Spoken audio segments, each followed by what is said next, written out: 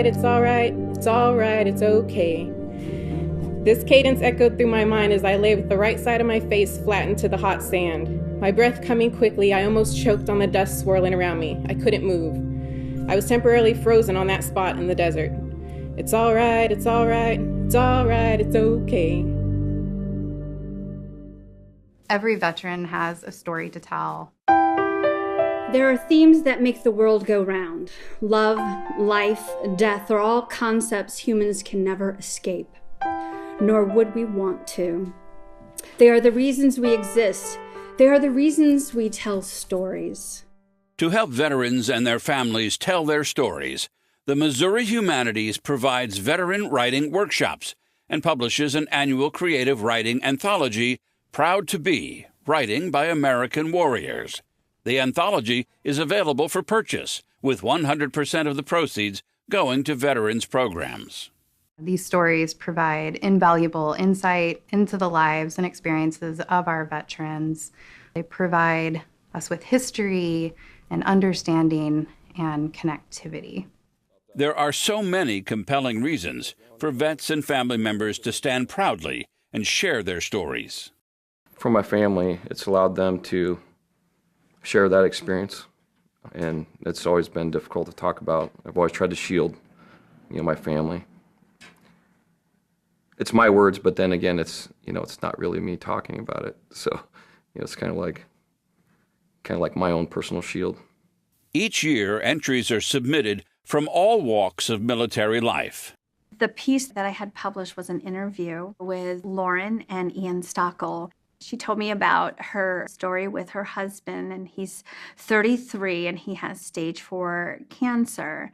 And she's very passionate about the fact that she truly thinks that, Ian being stationed right next to the biggest burn pit had a lot to do with him developing this cancer. It does help me resolve some of the feelings that I have and frustrations because my husband, does suffer from PTSD. I asked Lauren what she wanted the readers of their story to remember most, and she wrote some thoughts down one night while in bed. Because the clock on Ian's life is set, we appreciate each day. Having cancer has made him work harder at succeeding in all aspects of life, and he is determined to set an example for our son. In the end, they are making life worth living for and a life worth sharing, and readers of their experience are clear evidence that this is not the end of the story, only the next day, the next hour, and the next minute on this precious clock for this family. For our veterans to get up in front of a mixed audience of both military and civilians is a very brave act. I do also think that it can be a very emotional process, both for the reader and for the audience. My particular story in the anthology is about a typical day for me as a medic in the Air Force. The next patient arrived. He was an African-American soldier, like me, only unlucky, who stepped on a landmine,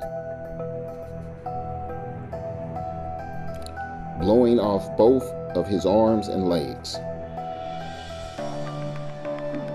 He was conscious when he arrived to the ward and assigned to me. Suddenly, I could not hear his heartbeat through my stethoscope. The surgeon on call was contacted immediately and initiated CPR. 15 minutes later, the doctor pronounced him dead. I was highly upset and asked why we had stopped the CPR procedure. I will never forget what the surgeon said. Wesley, what type of life would he have had if he had lived?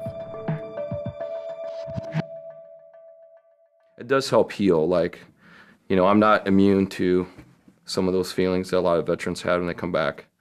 And I can't say I'm any better, but, it helps. It kind of helps to deal with that, getting it out, talking about it. One of my duties as a public affairs officer was to serve on a CACO team. So that's a Casualty Assistance Calls Officer. Those are the individuals who work with a widow. What I wrote about were my experiences and my observations of the widow and of the process that we went through to help her through that period of grief.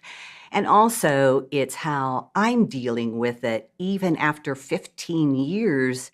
There's still haunting memories that I have. I'm using the writing as part of an opportunity to kind of control those memories. I'm in the present, in front of my bathroom mirror, brushing my teeth.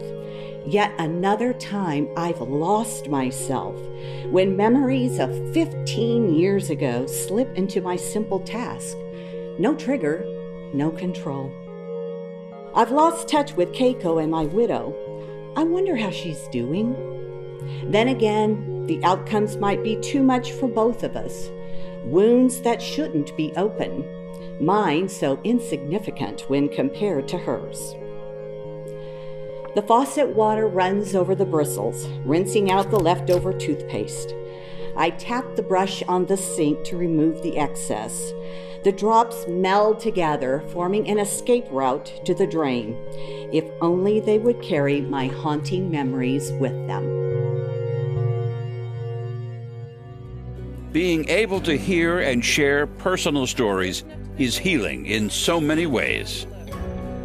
My father is a Vietnam veteran, and because of the work that I am doing now with our military personnel and sharing these stories, it's provided me with an opportunity to create that dialogue between me and my father.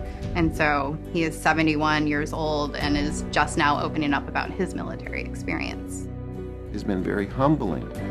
It's been kind of a tremendous honor, and it's a legacy.